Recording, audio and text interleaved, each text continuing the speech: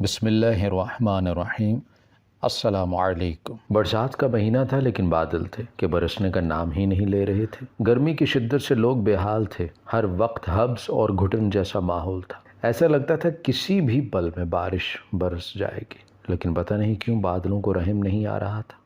ایسے میں 12 گھنٹے چست یونیفارم پہنے درجنوں لوگوں کے بیچ اپنی ڈیوٹی کرنا میرے لیے بہت مشکل کام تھا، مگر مجبوریاں انسان سے سب کچھ کروا لیتی ہیں۔ یہ بھی ایسی ہی ایک دوپہر تھی۔ ہال کھچا کھچ لوگوں سے بھرا ہوا تھا۔ لنچ ٹائم تھا اور اس وقت ہوٹل میں پاؤں رکھنے کی بھی جگہ نہ ہوتی تھی۔ ایک بہت مشہور ہوٹل تھا اور یہاں عموماً زیادہ تر رش ہی رہا کرتا تھا۔ اے سی چلنے کے باوجود بھی پسینے میرے وجود کو شرابور کر رہے تھے۔ میرا یونیفارم پوری طرح بھیگ رہا تھا اور لٹیں پسینے سے چہرے پر چپک رہی تھی۔ میں بڑی مشکل سے اپنی ذمہ داریاں پوری کر رہی تھی اور ایسے میں اچانک کچھ ایسا ہوا کہ میرے رونگٹے کھڑے ہو گئے۔ پہلے تو مجھے لگا کہ میرا وہم ہے، لیکن اگلے ہی لمحے جب حقیقت کا احساس ہوا تو میرے قدموں تلے سے زمین نکل گئی۔ میں ٹیبل نمبر 4 کا آرڈر لے کر پلٹی ہی تھی کہ مجھے اپنی کمر پر کسی کا ہاتھ رینگتا ہوا محسوس ہوا تھا۔ مجھے ایسا لگا کہ جیسے کسی نے میرے وجود میں کرنٹ بھر دیا ہو۔ میں بری طرح گھبرا گئی تھی اور جیسے ہی میں نے پلٹ کر ایک نظر اس ٹیبل پر بیٹھے لڑکوں پر ڈالی، ایک امیر زیادہ اپنی ہوس زدہ نظروں سے مجھے دیکھتے ہوئے مسکرا رہا تھا۔ میں جان گئی تھی کہ ہو نہ ہو یہ اسی کی حرکت ہے۔ میں نے تنبیہ نگاہوں سے اسے گھورا اور واپس کاؤنٹر پہ پہنچ گئی، لیکن مجھے ایسا محسوس ہو رہا تھا جیسے میں ابھی تک اس کی نظروں کے حصار میں ہوں۔ آج سے پہلے بھی لوگوں کی ہوس بھری نظروں کا شکار ہوتی رہی تھی میں، اور دبے دبے لفظوں میں لوگ میری ذات اور میرے وجود پر کمنٹس بھی پاس کیا کرتے تھے، لیکن ایسا پہلی دفعہ ہوا تھا جب کسی نے جان بوجھ کر اپنا ہاتھ میرے وجود پر لگایا تھا۔ اتنی بے باکی اور جرت کا مظاہرہ آج تک کسی نے نہ کیا تھا، اور یہی وجہ تھی کہ میرے پاؤں کانپ رہے تھے۔ مجھے بہت زیادہ خوف محسوس ہو رہا تھا۔ میں ایک 20 سال کی جوان جہاں لڑکی تھی اور کسی لڑکے کا میرے ساتھ ایسی حرکت کرنا مجھے ہرگز بھی برداشت نہ تھا۔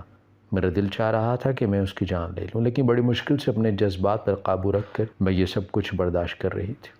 یہ نوکری میں بہت ہی مجبوری میں کر رہی تھی۔ اگر میری سوتیلی ماں مجھ پر اتنا دباؤ نہ ڈالتی اور مجھے گھر میں بیٹھ کر طرح طرح کے تانے نہ ملتے تو شاید میں کبھی اس نوکری کو کرنے کے بارے میں نہ سوچتی۔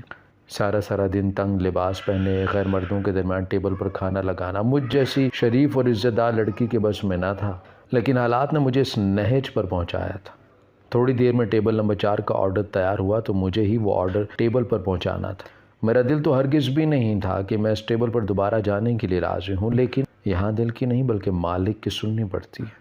اس ٹیبل کا کام میری ذمہ داری تھی اور ہر صورت مجھے ہی اپنی ذمہ داریاں سنبھالنی تھی۔ بڑی مجبوری میں نے دونوں ہاتھوں میں بڑی بڑی ٹرے پکڑی اور سلیقے سے چلتی ہوئی اس ٹیبل تک پہنچ گئی۔ میرے بس میں ہوتا تو ایک بڑی سی چادر لے کر خود کو مردوں کی گندی نظروں سے چھپا لیتی، لیکن یہ ویٹرس کی نوکری بھی عجیب تھی۔ یونیفارم کے نام پر ہوٹل سے سفید رنگ کی تنگ شرٹ اور بلیک کلر کی پینٹ ملی ہوئی تھی، اور یہی لباس پہن کر ان مردوں کے درمیان کام کرنا تھا۔ میں جلد سے جلد ان کا آرڈر ٹیبل پر رکھ کر پلٹنا چاہتی تھی، لیکن میرے دونوں ہاتھوں میں موجود ٹرے کا فائدہ اٹھاتے ہوئے اس لڑکے نے بڑی تیزی سے میری کمر پر دوبارہ ہاتھ پھیرا اور ایک آنکھ دبا کر ہنس دیا۔ اس کی یہ بے باک حرکت مجھ سے برداشت نہ ہو سکی۔ میں نے ٹرے ٹیبل پر رکھتے ہی ایک زناٹے دار تھپڑ اس کے منہ پر دے مارا۔ اس تھپڑ کی گونج پورے ہال میں سنائی دی تھی، اور تھوڑی دیر پہلے جہاں تک کان پڑی آواز سنائی نہیں دے رہی تھی وہاں اس قدر سناٹا چھا گیا تھا کہ ہر کوئی اپنی جگہ ٹھہر سا گیا تھا اور سب کی نظریں ہم پر ہی جمی ہوئی تھی۔ اس لڑکے کا چہرہ سرخ پڑ چکا تھا اور اب وہ بڑی خونخوار نگاہوں سے مجھے گھور رہا تھا۔ اس کا بس چلتا تو مجھے کچا چبا جاتا۔ کچھ ہی لمحوں میں مجھے اپنی غلطی کا احساس ہو گیا تھا۔ میں نے اسے تھپڑ تو لگا دیا تھا، لیکن میں جانتی تھی کہ اب یہ معاملہ اتنی آسانی سے ختم ہونے والا نہیں۔ شاید اس کا تو اتنا نقصان نہ ہوتا جتنا نقصان مجھے اٹھانا پڑ سکتا تھا۔ تھوڑی ہی دیر میں اس نے اتنا شور مچایا کہ ساری مینجمنٹ جمع ہو گئی تھی۔ ہوٹل کا مالک بھی چلا آیا۔ مالک کو دیکھ کر میری سانس رکنے لگ گئی تھی۔ یہ بات مجھے اچھی طرح معلوم تھی کہ قصور کسی کا بھی ہو، سزا ہمیشہ غریب کو ملتی ہے، اور یہاں بھی کچھ ایسا ہی ہوا تھا۔ اس لڑکے نے اپنی غلطی کو پوری طرح چھپا کر سب کو یہی بتایا تھا کہ میں نے بلا وجہ سے تھپڑ مارا ہے تاکہ اسے بدنام کر سکوں۔ دراصل وہ کسی منسٹر کا بیٹا تھا اور اپنے دوستوں کے ساتھ ہمارے ہوٹل چلا آیا تھا۔ مالک اسے پہچانتا تھا، اس لیے سیکنڈز میں مجھے میری نوکری سے فارغ کر دیا گیا۔ میں نے لاکھ یقین دلانے کی کوشش کی کہ میں بے قصور ہوں، میرے ساتھ ہی بدتمیزی کی جا رہی تھی، لیکن وہاں میرا سننے والا کون تھا؟ سب کی نظروں میں ایک 2 ٹکے کی ویٹرس تھی جس نے ایک منسٹر کے بیٹے پر ہاتھ اٹھانے کا جرم کیا تھا۔ جتنی ذلت اور رسوائی مجھے اٹھانی پڑی تھی میں سوچ بھی نہیں سکتی تھی۔ مالک نے مجھے صرف کچھ ہی منٹ کا وقت دیا اور کہا کہ میں یونیفارم تبدیل کروں اور ان کے سامنے سے اپنا چہرہ گم کر لوں۔ کچھ پیسے اپنے والٹ سے نکال کر انہوں نے میرے منہ پر دے مارے اور کہنے لگے کہ لو ہمارا حساب برابر ہو گیا، اب دوبارہ یہاں نظر نہ آنا۔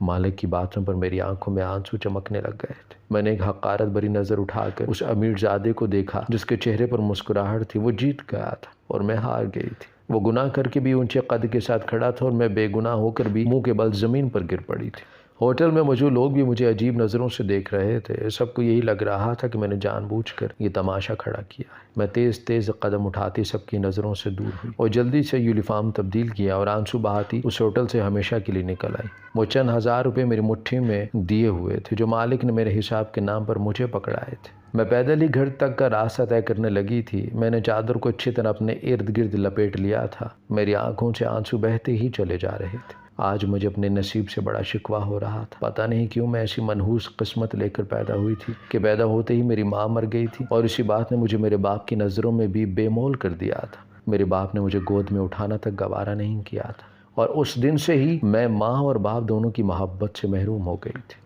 جیسے تیسے میری دادی نے مجھے پالنا پوسنا شروع کر دیا اور پھر جب ان کی بوڑھی ہڈیوں میں اتنا دم نہ رہا تو انہوں نے ابا کے پیچھے لگ کر میری خاطر ابا کی دوسری شادی کروا دی۔ میرے ابا کا اچھا خاصا کپڑے کا کاروبار تھا لیکن دوسری شادی ہوتے ہی آہستہ آہستہ سب کچھ خراب ہو گیا۔ میری سوتیلی ماں نے مجھے تو نہ سنبھالا تھا لیکن ابا کے پیسوں کو ضرور کنٹرول کر لیا تھا۔ دیکھتے ہی دیکھتے ابا کا سارا پیسہ ان کی خواہشات پر لٹنے لگا اور دھیرے دھیرے ہم کنگال ہوتے چلے گئے۔ لیکن میری سوتیلی ماں بڑی چالاک نکلی۔ اس نے بڑی مکاری سے ابا کے کنگال ہو جانے کا ذمہ دار بھی مجھے ہی ٹھہرایا اور کہنے لگی کہ یہ سب میرے منحوس قدموں کی وجہ سے ہوا ہے کہ ابا کا دن دگنی رات چگنی ترقی کرتا کاروبار بھی ٹھپ ہو گیا ہے۔ جبکہ میری سوتیلی ماں کی عادات ایسی تھیں کہ اگر قارون کا خزانہ بھی ابا کے پاس ہوتا نا تو وہ بھی کم پڑ جاتا۔ ایک وقت میں 20 جوڑے بنا لینا، گھومنا پھرنا اور خوب عیاشی کرنا، اپنی سہیلیوں کے ساتھ شاپنگ پہ جانا تو 1000 روپے لٹا کر آنا۔ لیکن ابا کی بربادی کا سہرا انہوں نے میرے سر پر سجا لیا تھا۔ ابا کی نظروں میں تو پہلے ہی ناپسندیدہ تھی۔ میری سوتیلی ماں نے ابا کے دل اور دماغ میں ایسا زہر گھولا کہ ابا نے مجھے نظر اٹھا کر دیکھنا تک چھوڑ دیا۔ آہستہ آہستہ سارا کاروبار ڈوب گیا اور کھانے پینے کے لالے پڑ گئے۔ میری سوتیلی ماں سے ابا کو 3 بچے ہوئے اور میرے تینوں سوتیلے بہن بھائی بھی مجھ سے نفرت کرنے لگے۔ دادی کا انتقال ہوا تو میں پوری طرح سے سوتیلی ماں کے رحم و کرم پر آ گئی تھی۔ حالات خراب ہونے کی وجہ سے ابا پوری طرح ٹوٹ گئے تھے اور دھیرے دھیرے انہیں نشے کی لت لگ گئی تھی۔ وہ سارا دن شراب کے نشے میں دھت پڑے رہتے اور انہیں ارد گرد کا بھی ہوش نہ ہوتا۔ ایسے میں اپنی سوتیلی ماں کے عطاب کا شکار ہو گئی تھی۔ گھر کے سارے کام کاج تو میرے ذمہ ہی تھے۔ پیسے کمانے کی ذمہ داری بھی میری سوتیلی ماں نے میرے کاندھوں پر ہی ڈال دی۔ وہ کہنے لگیں کہ تو بڑی بیٹی ہے اس لیے کام کرنا بھی تیری ہی ذمہ داری ہے۔ اپنی سوتیلی ماں کی یہ بات سن کر میں بہت حیران ہوئی تھی اور میں نے ان سے کہا کہ اماں میں تو پڑھی لکھی بھی نہیں ہوں، میں کیا کام کروں گی؟ تو نے تو مجھے اسکول بھی نہیں جانے دیا۔ یہ سن کر میری سوتیلی ماں نے میرے منہ پر ایک زوردار تھپڑ مارا اور کہنے لگیں تو میں کون سا تجھے ماسٹر نہیں بننے کا کہہ رہی ہوں؟ تو کیا چاہتی ہے کہ تجھے سیدھے کسی دفتر میں افسر کی نوکری مل جائے؟ میں خود تیرے لیے کوئی کام دیکھتی ہوں۔ اگلے ہی دن سے اماں نے میرے لیے کام کی تلاش شروع کر دی۔ اتفاقاً میرا سوتیلا ماموں گھر آیا تو اماں نے اس سے میرے کام کی بات کی۔ ماموں کہنے لگا کہ میرے دوست کا ہوٹل ہے اور وہاں ویٹرس کی ضرورت ہے، تیری بیٹی پڑھی لکھی تو ہے نہیں، اسے ویٹرس ہی بنا دے۔ یہ سنتے ہی اماں خوش ہوگی اور مجھے ہوٹل لے گی۔ یہ پہلی دفعہ تھا جب میں اتنے لوگوں کے درمیان میں تھی۔ میں اس سے پہلے تو کبھی گھر سے بھی باہر نہ نکلی تھی۔ اماں نے خود ہوٹل کے مالک سے بات کی اور ہماری مجبوریوں کا ایسا احوال سنایا کہ اس نے مجھے نوکری پر رکھ لیا اور اسی وقت میرے ہاتھ میں ہوٹل کا یونیفارم تھما دیا۔ میں نے پہلی دفعہ ایسا لباس پہنا تھا اور بغیر دوپٹے یا چادر کے اتنے لوگوں کے درمیان کھڑے ہونا میرے لیے ناممکن تھا۔ میں بری طرح کانپ رہی تھی اور میں نے یونیفارم کے اوپر چادر لپیٹی ہوئی تھی کہ میری سوتیلی اماں نے میرے ہاتھ سے چادر چھینی اور کہنے لگیں کہ بس بھی کر دے، یہ پارسائی کا ڈرامہ، معلوم ہے مجھے تو کتنی نیک ہے۔ اماں میری چادر ایک کونے میں پھینک کر مجھے نوکری پر لگا کر چلی گئی تھی اور میں اتنے لوگوں کے درمیان لباس میں ہونے کے باوجود بھی خود کو برہنہ محسوس کر رہی تھی۔ اور پھر دھیرے دھیرے مجھے اس سب کی عادت ہوتی چلی گئی، لیکن جس چیز کی مجھے عادت نہ ہوئی وہ لوگوں کی غلیظ نظریں تھیں۔ جب بھی کوئی مجھے گندی نظروں سے دیکھتا تو مجھے رونا آنے لگتا اور دل چاہتا کہ میں کہیں غائب ہو جاؤں، مگر آج جو کچھ ہوا تھا وہ تو حد سے زیادہ تھا اور اس لیے میں خود پر قابو نہ پا سکی تھی اور اس امیر زادے کو تھپڑ مار کر اپنی بربادی کو دعوت دے بیٹھی تھی۔ آدھے گھنٹے کی مسافت کے بعد جب میں اپنے گھر کے دروازے پر پہنچی تو اماں مجھے دروازے پر کھڑا دیکھ کر حیران رہ گئی۔ دوپہر کے کوئی 3 بج رہے تھے اور میری چھٹی تو رات کے 8 بجے ہوا کرتی تھی۔ اماں کی نظروں میں سوال دیکھ کر میں نے ڈرتے ہوئے خود ہی اماں کو بتا دیا کہ اماں مجھے نوکری سے نکال دیا گیا ہے اور یہ سنتے ہی انہوں نے مجھے مارنا پیٹنا شروع کر دیا۔ وہ مجھے گالیاں دیتے ہوئے کہنے لگی اب گھر کیسے چلے گا؟ تو مہارانی بن کر نوکری چھوڑ آئی ہے جیسے یہاں منو سلوا اترنے والا ہے۔ تیرا باپ نشہ کر کے پڑا رہتا ہے، تیرے باپ سے شادی کر کے میری تو زندگی ہی برباد ہو گئی ہے۔ اماں کا بس چلتا تو وہ میری جان لے لیتی، اور جب اماں غصہ نکال کر تھک گئی تو انہوں نے مجھے کمرے میں بند کر دیا اور کہنے لگی یقیناً تو ہی بد کردار ہوگی، اور الزام بیچارے لڑکوں پر لگا دیا۔ اب اس کمرے سے نہ نکلنا، ایسا نہ ہو کہ ہمارا منہ ہی کالا کروا دے۔ مجھے تو لگتا ہے کہ تیری مری ہوئی ماں بھی تیری ہی جیسے تھی۔ سوتیلی ماں کے ایسے جملے میرے کلیجے کو چھلنی کر گئے تھے۔ میں بند کمرے میں تنہا بیٹھی رہ گئی تھی اور سمجھ نہیں آ رہا تھا کہ آگے کیا ہوگا۔ دن ایسے ہی دھیرے دھیرے گزر رہے تھے۔ کبھی میری ماں کا مزاج اچھا ہوتا تو وہ ایک وقت کا کھانا میرے کمرے میں رکھ جاتی، اور کبھی اس کی مرضی نہ ہوتی تو میں 2 دن بھی فاقے کرنے پر مجبور ہو جایا کرتی۔ ایسے ہی دن 25 گزر گئے تھے، اور پھر ایک دن میری ماں نے کمرے کا دروازہ کھولا اور آ کر مجھے سینے سے لگا لیا۔ کبھی وہ میرے ماتھے کو چومتی تو کبھی میری بالائیں لیتی۔ مجھے لگ رہا تھا کہ میری ماں کا دماغی توازن بگڑ گیا، جس نے آج تک مجھ سے سیدھے منہ بات تک نہیں کی تھی، آج وہ میری بالائیں لے رہی تھی، اسے دعائیں دے رہی تھی۔ یہ کیسے ممکن ہو گیا تھا؟ اور پھر میری سوتیلی ماں نے اس راز سے پردہ اٹھایا اور کہنے لگی کہ میری بچی، ایک اچھے خاندان سے تیرا رشتہ آیا ہے، تو وہاں راج کرے گی، بہت ہی اچھی اور نیک لوگ ہیں، تیرے ماموں کے جاننے والے ہیں، دیکھنا تیری وجہ سے ہمارے بھی نصیب بدل جائیں گے، بس تو انکار نہ کرنا۔ میرے بچے خوشی خوشی ہاں کر دے اور دیکھ کیسے سب کچھ ٹھیک ہو جائے گا۔ تو بڑی قسمت والی ہے جو ایسی اچھی جگہ سے رشتہ آ گیا ہے۔ مجھے تو پہلے ہی معلوم تھا کہ میری بچی ہیرا ہے، ہیرا، اور ہیرے کی قدر تو جوہری ہی کر سکتا ہے۔ میں اپنی سوتیلی ماں کے بدلتے رنگ دیکھ کر حیران رہ گئی تھی۔ گرگٹ بھی اتنی تیزی سے رنگ نہیں بدل سکتا جتنی تیزی سے میری ماں کا رنگ بدل گیا تھا۔ وہ دن رات میری خدمت کر رہی تھی، مجھے بند کمرے سے نکال دیا گیا تھا، میرے لیے اچھے اچھے پکوان بنائے جا رہے تھے۔ ان 25 دنوں میں میری صحت پوری طرح ختم ہو گئی تھی، اور آنے والے 15 دنوں میں ہی میری ماں نے مجھے اتنا کچھ کھلایا پلایا تھا کہ میں دوبارہ پہلے جیسی ہو گئی تھی۔ میری سوتیلی اماں نے تو مجھے طاقت کی دوائی تک کھلا دی تھی۔ میرے پاس اس رشتے سے انکار کا کوئی جواز بھی نہ تھا، اور اگر میں انکار کرتی تھی تو بھی میری سوتیلی ماں کسی نہ کسی طرح میری شادی کروا کر ہی دم لیتی۔ اسی لیے میں نے خاموشی سے شادی کے لیے رضامندی دے دی، اور چند گواہوں کی موجودگی میں سادگی سے میرا نکاح ہو گیا، اور اماں نے مجھے رخصت کر دیا۔ جن عورتوں نے مجھے میری رخصتی کروائی تھی وہ کچھ عجیب و غریب سے تھیں، ان کے حلیے دیکھ کر ہرگز بھی نہ لگتا تھا کہ وہ کسی اچھے اور کھاتے پیتے گھرانے سے تعلق رکھتی۔ البتہ جس گاڑی میں مجھے لے جایا جا رہا تھا وہ بہت ہی بڑی اور مہنگی تھی۔ میں سارا رستہ گمسم اور خاموش سی بیٹھی، نہیں جانتی تھی کہ میری شادی کس سے ہوئی ہے، وہ کیسا دکھتا ہے، میرے نصیب میں کیا لکھا ہے۔ بس میں نے اپنی سوتیلی ماں کا کہا مان لیا تھا۔ آدھے گھنٹے بعد گاڑی ایک بڑے سے بنگلے کے آگے رکی، اور ان میں سے ایک عورت نے مجھے بنگلے کے اندر ایک بیڈ روم میں پہنچا دیا، اور کہنے لگی کہ تم انتظار کرو، میں تمہارے دلہا کو بھیجتی ہوں۔ لیکن جان تو میری اس وقت نکلی جب کمرے میں ایک نہیں بلکہ 4 دلہے ایک ساتھ اندر چلے آئے۔ میں جو پہلے ہی اپنی جگہ گھبرائی ہوئی بیٹھی تھی، ان 4 لڑکوں کو دیکھ کر میری جان ہوا ہو گئی تھی۔ مجھے وہ چہرے آج بھی اچھی طرح یاد تھے۔ یہ وہی 4 لڑکے تھے جو اس دن ہوٹل میں ٹیبل پر موجود تھے، اور جن کی وجہ سے مجھے نوکری سے نکالا گیا تھا۔ لیکن ان 4 کا یہاں کیا کام تھا، اور میرا دلہا کہاں تھا؟ وہ 4 ہی میرے ارد گرد بیڈ پر آ کے بیٹھ گئے تھے، اور میں نے اپنے آپ میں سمٹ گئی تھی۔ میں نے جس کے چہرے پر تھپڑ مارا تھا وہ ہنس کر کہنے لگا، دیکھو اپنی اوقات، آج تم ایک وقت میں ہم 4 کی بیوی بننے والی ہو، اور تمہیں بچانے والا کوئی نہیں ہے۔ اس دن تم نے جو تھپڑ مارا تھا، آج اس کی قیمت تم اپنی روح سمیت چکاؤ گی، موت کی بھیک مانگو گی، تب بھی موت تمہیں نصیب نہ ہوگی۔ اس کی بات سن کے میری روح کانپ اٹھی تھی، اور میں نے روتے ہوئے اس کے آگے ہاتھ جوڑ دیے اور ایسے گناہ کی معافی مانگنے لگی جو میرے گناہ تھا ہی نہیں۔ اگر میں نے اسے تھپڑ مارا تھا تو سراسر قصور اسی کا تو تھا، لیکن یہ اپنی عزت بچانے کی خاطر میں اس کے آگے ہاتھ جوڑ کر بیٹھ کے مجھے یوں روتا گڑ گڑاتا دیکھ کر وہ زور زور سے ہنستے ہوئے کہنے لگا، آج میری انا کو تسکین مل گئی ہے، تم نے شاہ درانی کے بیٹے پر ہاتھ اٹھانے کا گناہ کیا ہے، تمہیں اتنی آسانی سے معافی نہیں مل سکتی۔ آج کی رات تمہیں ہم 4 کی دلہن بننا ہی ہوگا، اور تمہیں بچانے کے لیے کوئی نہیں آئے گا۔ میں نے روتے ہوئے پوچھا کہ میرا نکاح تم 4 میں سے کس کے ساتھ ہوا ہے؟ میری بات پر وہ 4 ہی ہنس دیے، اور پھر کہنے لگے کہ تمہارا تو نکاح ہی جعلی ہوا ہے، ایسا کوئی انسان ہی نہیں جس کے ساتھ تمہارا نکاح ہوا ہو۔ تمہاری ماں نے بہت سارے پیسوں کے عوض خود تمہیں ہمارے حوالے کیا ہے، اور نکاح کا جھوٹا ڈرامہ اس لیے رچایا ہے تاکہ تمہارا شراب میں ڈوبا ہوا باپ کبھی ہوش میں نہ آئے۔ یہ سن کر میرے ہوش اڑ گئے تھے کہ میں بنا کسی تعلق اس بنگلے میں چلی آئی تھی، اور یہاں میری عزت کو داغ لگنے والا تھا۔ مجھے اب صرف خدا کی ذات پر ہی بھروسہ تھا، اور میں دل ہی دل میں اپنے رب سے فریاد کرنے لگی کہ کسی طرح مجھے لوگوں کے چنگل سے بچا لے۔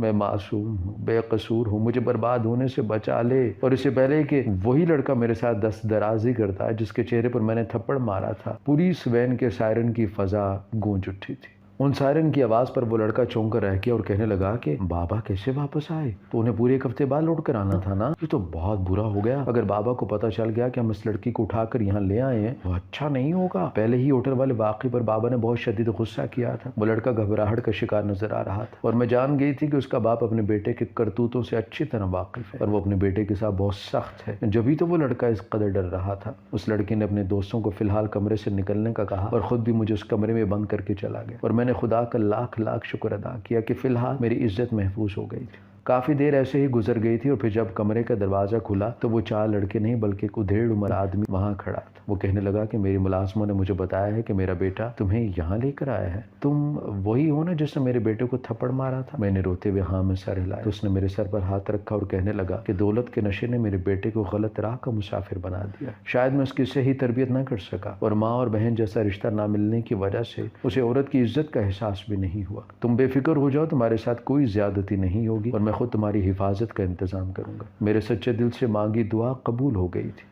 मैं उन्हें बताया कि मेरी सौतेली माँ बड़ी जालिम है, मेरा कोई घर बार नहीं रहा, मैं कहाँ जाऊंगी। कुछ दिन शाह दुरानी ने मुझे मेहमान बनाकर अपनी हिफाजत में रखा और उसके बाद अपने एक मुलाजिम से मेरी शादी करके मुझे उसके साथ गाँव भिजवा दिया। शाह दुरानी का कहना था कि जब तक तुम शहर में रहोगी मेरा बेटा तुम्हें जीने नहीं देगा। बेहतर यह है कि कुछ वक्त के लिए कहीं दूर चली जाओ ताकि सुकून की जिंदगी गुजार सको। मेरा शौहर बहुत ही अच्छा और नेक था। उसने मुझे एक अच्छी और आसूदा जिंदगी, हाँ बहुत ज़्यादा अमीर ना थे लेकिन ज़िंदगी में हर खुशी मौजूद थी। बस मेरे दिल को हर वक्त ये धड़का लगा रहता था कि कहीं वो लड़का मुझे ढूंढ न ले और मेरी तलाश में हमारे गांव तक न चला आए।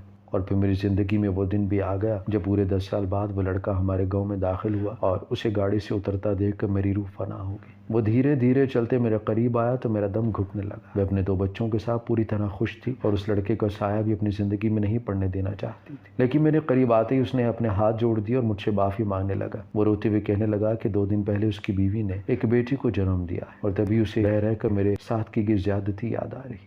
उसे डर है कि कहीं जो कुछ उसने किया वो उसकी बेटी को ना भुगतना पड़ जाए। वो रोते हुए कह रहा था मैंने किसी भी हवाले से औरत के साथ कोई रिश्ता नहीं पाया था। न मेरी माँ जिंदा थी और ना ही कोई बहन थी। मैं समझ ही ना सका कि औरत की इज्जत कितनी नाजुक होती है। लेकिन बेटी के पैदा होते ही कुदरत ने ये एहसास मेरे दिल में डाल दिया कि बेटियां सबकी सांझी होती हैं। इसीलिए वो मेरी तलाश करते हुए यहाँ पहुँच गया ताकि मुझसे माफ़ी मांग सके। उसकी बातों ने मुझे माजी भूलने पर मजबूर कर दिया और मैंने बाखुशी उसे माफ़ कर दिया क्योंकि उसी की बदौलत आज मुझे मुराद जैसा शौहर मिला था। वो वापस लौट गया था और जाते जाते मुझे सुकून बख्श गया था। अब मैं सारी फिक्रों से आज़ाद हो गई थी।